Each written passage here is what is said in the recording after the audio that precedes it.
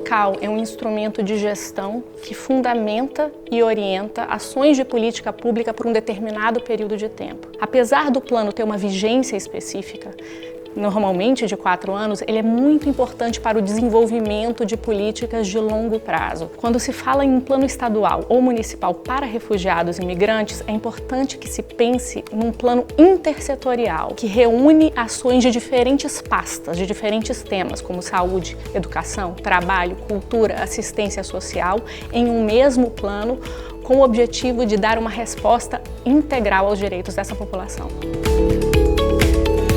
É importante que estados e municípios pensem na elaboração de um plano local porque ele dá materialidade às ações que se pretende desenvolver, deixando não só no campo da aspiração ou do desejo, mas estabelecendo metas, estabelecendo ações, estabelecendo indicadores.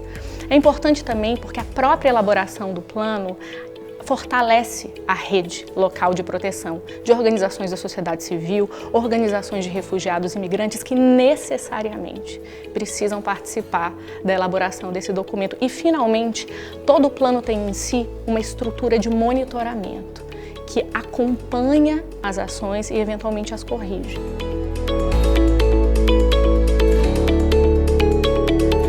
A existência de um plano municipal de políticas para a população migrante e refugiada nos municípios é essencial e de extrema importância, pois a partir da publicação desse plano, além dele demonstrar o compromisso da administração pública municipal com as pessoas migrantes, com as questões migratórias, e traz e apresenta diversos objetivos e diretrizes a serem seguidos nos próximos anos pelo serviço público para as pessoas migrantes, atendendo as suas principais necessidades.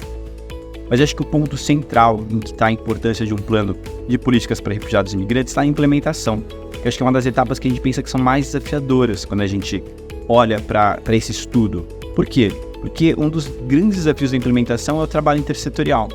A gente sabe, enquanto governos, o quão desafiador pode ser você construir uma política pública que envolva diferentes secretarias, que envolvam diferentes atores. Porque cada pasta está sendo demandada por 1000 frentes diferentes, por diferentes demandas, atores, pressões, prioridades. E quando a gente tem um plano de políticas públicas, ele permite a gente coordenar esses esforços de uma maneira mais coesa, a gente atribuindo responsabilidades claras e a gente trazendo um caminho para que se trabalhe juntos. Isso tudo impacta muito na vida das pessoas refugiadas e imigrantes. Para se começar a elaboração de um plano local, 3 etapas são fundamentais. A primeira é a elaboração de um diagnóstico local, que vai nos dizer como está a situação dos refugiados e imigrantes naquela localidade, no que tange acesso a direitos, a serviços, ao atendimento e etc. Para a elaboração desse plano, alguns dados são fundamentais. De início, dados nacionais, federais, que dizem situação de entradas e saídas, registro na localidade, nacionalidades diferentes e outros. Dados locais de atendimento também são fundamentais, dados da saúde, educação, trabalho, cultura, desagregados por nacionalidade, georreferenciamento dessa população dos diferentes bairros, dos estados e municípios, e também dados qualitativos. Podem ser resgatados, obtidos por meio de grupos focais e outras modalidades de escuta que vão dizer quais são os gargalos, quais são os desafios que essas populações enfrentam no atendimento e no serviço prestado pela localidade. A segunda etapa é a definição de qual vai ser o foro de governança que vai orientar a elaboração desse plano, definir a metodologia, cronograma e etapas. Idealmente, isso é a tarefa de conselhos ou comitês específicos de refugiados e imigrantes estabelecidos nas localidades, mas se esses comitês ou conselhos não existirem, pode ser criado um grupo de trabalho ou um comitê específico para a elaboração do plano. E, finalmente, a terceira etapa é o processo de escuta social, que é ouvir a população refugiada e imigrante, as organizações da sociedade civil e pessoas interessadas em quais são os desafios e suas soluções, quais seriam as propostas a serem colocadas na mesa. Esse é o material bruto com o qual o plano vai trabalhar. Idealmente também, essas propostas devem vir de um processo de conferência municipal ou estadual, cujas diferentes etapas e a importância pode ser acompanhada e detalhada num vídeo dessa série.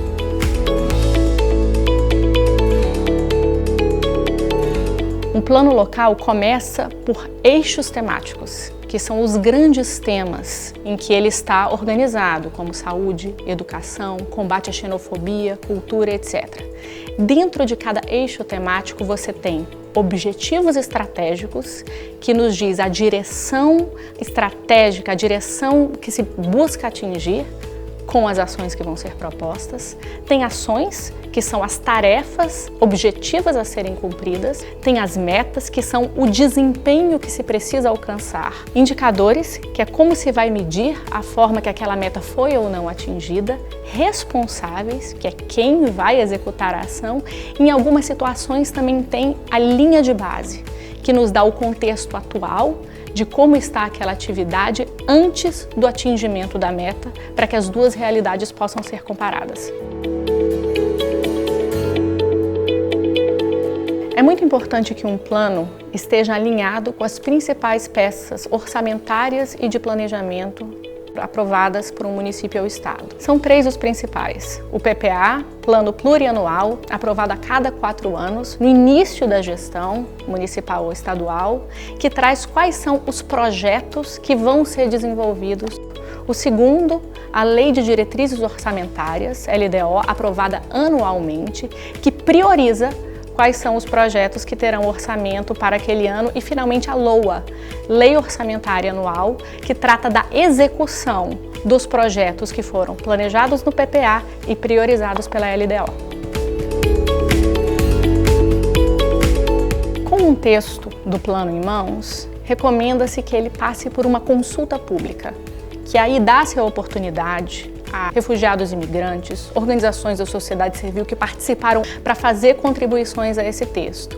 Às vezes, esse texto ainda passa por uma outra fase de validação final dentro do foro, conselho ou comitê que organizou a elaboração do plano. Passado isso, entra-se na fase de validação pelas secretarias temáticas que têm ações dentro do plano. Secretarias de Educação, de Assistência Social, de Trabalho, que vão revisar e validar as ações e metas que estão descritas no plano. Com essa validação, aí sim, o plano passa para a sanção do prefeito ou do governador e a publicação do plano por uma normativa do Executivo, muito provavelmente um decreto, e publicação no Diário Oficial local. Com a publicação, finalmente, passa-se a parte da implementação do plano, que é garantir que as secretarias e os entes responsáveis possam iniciar as ações que estão descritas no plano dentro do prazo pactuado. É muito importante também se definir, eventualmente, relatórios parciais que detalham como anda essa implementação ao longo do tempo de vigência do plano. E, se falando em relatórios parciais, é importante destacar que uma estrutura fundamental para o sucesso de cada plano é ter uma estrutura de monitoramento, que normalmente pode ser um grupo de trabalho, um número de pontos focais em diferentes secretarias que acompanham essa implementação do plano e eventualmente podem fazer correções de rumos, adaptações para garantir que essa implementação está acontecendo da forma desejada ao longo do tempo. Ao final da implementação do plano, passada todas as fases e o período e o monitoramento tendo sido feito, entra-se na etapa final de avaliação do plano. É ver se os resultados que foram atingidos a partir das ações e das metas são resultados bons, são os resultados eficazes e que, de fato, tenham tido o impacto desejado na vida, na integração das pessoas naquela localidade. Então, com essa avaliação, a gente tem uma medida do êxito daquele plano e, a partir disso, o Estado ou o município pode ter um próximo passo, em termos de planejamento, de direcionamento de recursos e de participação da população em decisões que têm afetado suas vidas. Passo a passo para a construção de um plano local. 1. Definir a secretaria ou conselho comitê responsável pelo processo de construção do plano e estabelecer uma comissão com essa finalidade específica. 2. Levantar dados para construir um diagnóstico local. 3. realizar conferência ou outro tipo de escuta social para coletar demandas e prioridades. 4. Elaborar a minuta de texto do plano a partir de insumos da conferência ou da escuta. 5. Realizar consulta pública para validação do texto. 6. Validação do texto final com as secretarias municipais ou estaduais envolvidas. 7. Sanção do plano pelo chefe do Poder Executivo e publicação em Diário Oficial. 8. Implementação do plano. 9. Monitoramento do plano. 10. Avaliação do plano.